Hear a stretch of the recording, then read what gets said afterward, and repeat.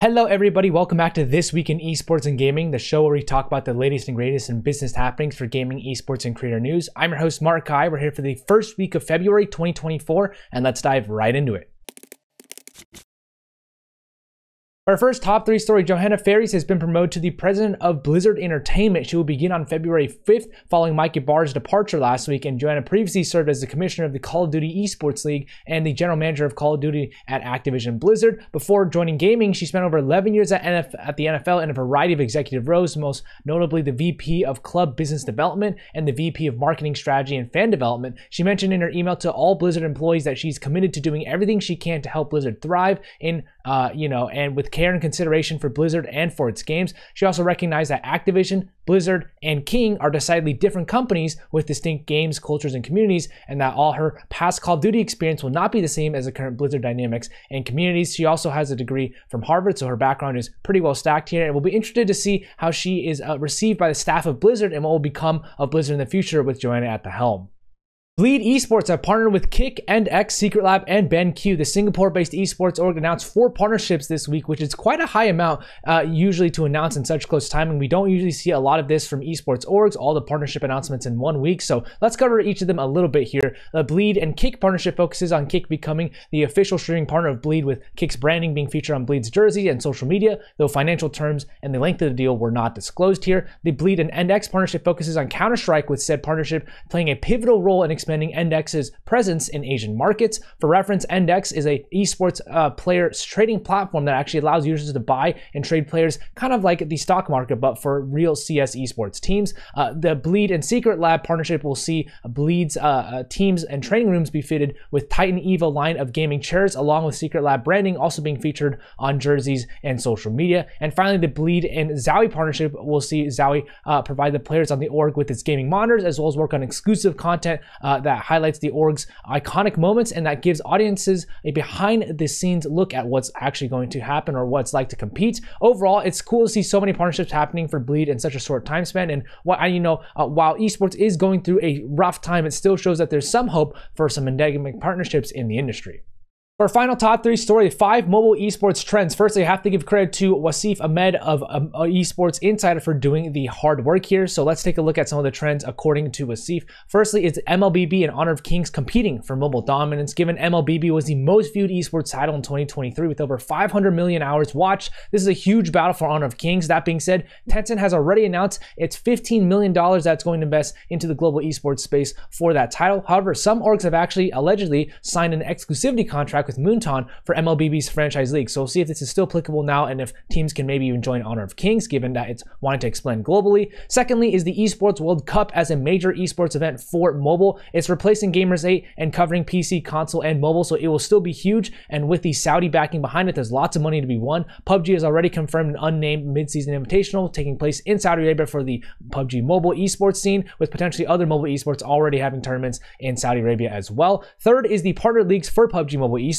No longer will there be PUBG Mobile Pro Leagues. Instead, there will be partnered Super Leagues that will take place across Southeast Asia, EMEA, Americas, and Central and South Asia regions. We'll have to see how this helps the stability of PUBG Mobile esports and if this might be prohibitive for other esports teams in the area as well. Fourth is Free Fire Esports rebranding to FFWS Free Fire World Series, as well as Free Fire India being released potentially. Free Fire Esports was a huge success in 2021, 5.4 million peak viewers, but since then in 2023, it has dropped quite a bit for peak viewership. So I'm curious to see if that 5.4 million peak viewership will be able to be reclaimed as set in the World Series Singapore in 2021. Free Fire India as well, that could also be a huge boom for the esports scene in the game. And last but not least is new esports titles like Valorant Mobile, Warzone Mobile, and Rainbow Six Mobile, potentially for the mobile esports scenes, right? They might have their own esports ecosystems, and we'll be curious to see how they mesh with their PC counterparts. All in all, great insights from 𝗠𝗿𝗶. Thank you so much for that, and feel free to comment down below if there's any trends you think should be noted for mobile esports in 2024.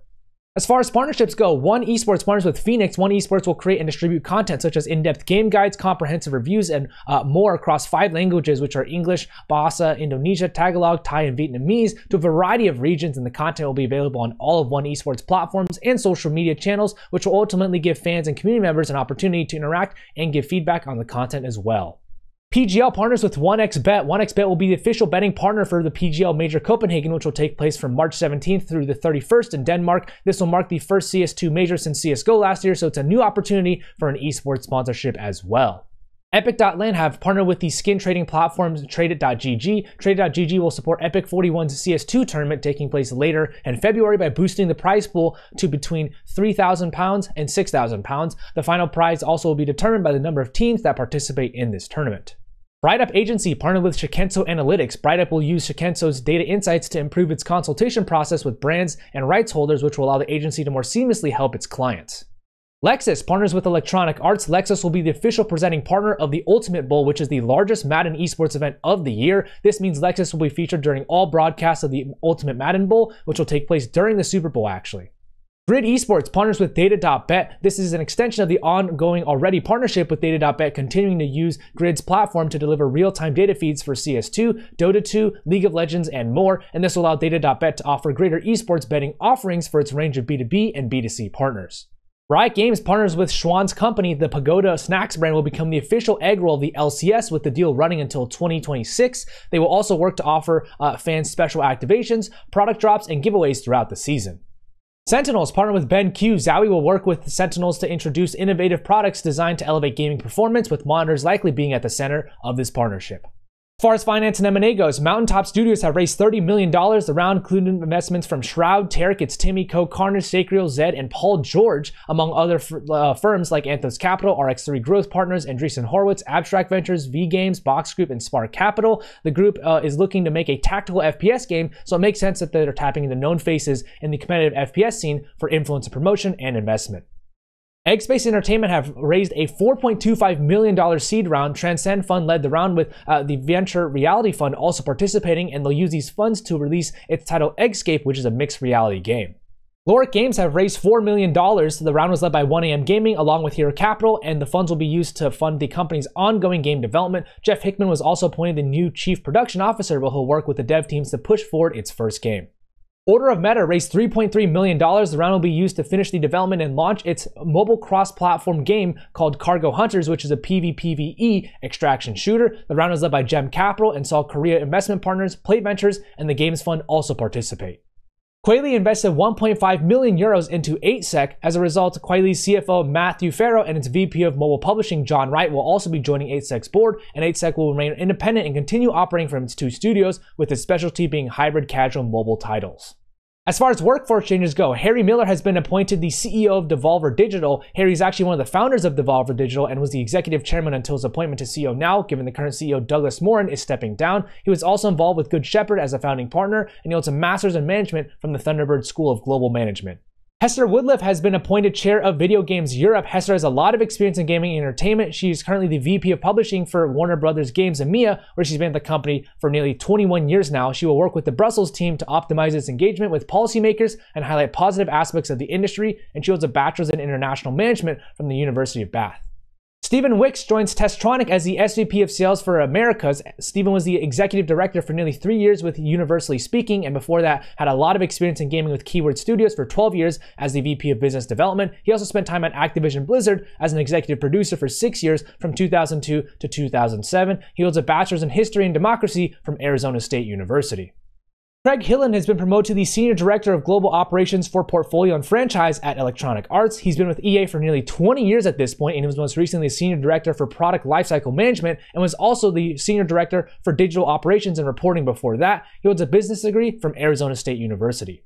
Jen Simmons and Lagan Nash joined Silver Tribe Media as the Chief Content Officer and the Chief Revenue Officer, respectively. Jen was most recently the Chief Content Officer with 100 Thieves for 2 years, and before that was the Executive Vice President of Production, Development, and Programming for Barstool Sports. She has lots of experience in entertainment with Sony and Embassy Row and others in the past, and she has a Bachelor's in Media Studies from Penn State University. Lagan was with Misfits for 4 years, most recently serving as the Chief Commercial Officer. Before that, she was with Fox for 3 years in a VP role and worked with USC Sports Properties for a while as well. She holds a Master's in Sports Management from the University of San Francisco. Niels Wolter joins Nodwin Gaming as the Chief Integration Officer. His new role will focus on ensuring seamless integration of Nodwin's subsidiaries by optimizing collaboration and synergies among the founders. Niels has been with ESL for a long time, most recently serving as the VP of International Licenses and Projects. He joined ESL in 2006 and has been with the company in a variety of roles ever since. He holds a degree in business from Leuphana University of Lüneburg. As far as new stuff goes, Team Vitality have entered StarCraft 2 esports. This comes in the form of a partnership with the South Korean team Onside, and StarCraft 2 is one of the older esports scenes, with everyone on this roster being at least 26 or older. Also, Maru, who's one of the players on the roster, is the second highest earning StarCraft 2 player of all time, with $1.215 million earned from prize money earnings in the game. Esports World Cup Foundation has launched the EWC Club program. This new program, backed by Savvy Gaming Group, has a goal of promoting sustainability for multidisciplinary esports clubs, with 28 esports orgs being part of this initiative. 22 esports orgs will receive direct invites, and all teams participating will be eligible for an annual payment in the six-figure range that's tied to performance and ability to drive viewership and fan engagement. China has approved 115 video games in January 2024. This marks the largest batch of games approved in 18 months, according to PocketGamer.biz, and titles from Tencent, Lilith Games, 37 Interactive Entertainment, and others have also been approved this month. That's it for this week in esports and gaming. Thank you so much for tuning in, and credit to the authors and brands themselves for the images and information provided. If you want to go show some support to the esports advocate, click the link down below to show them some love. And if you want to show some love to me as well, tag someone who you think might find this valuable or share this with your audience. And as always, everybody, have a great day.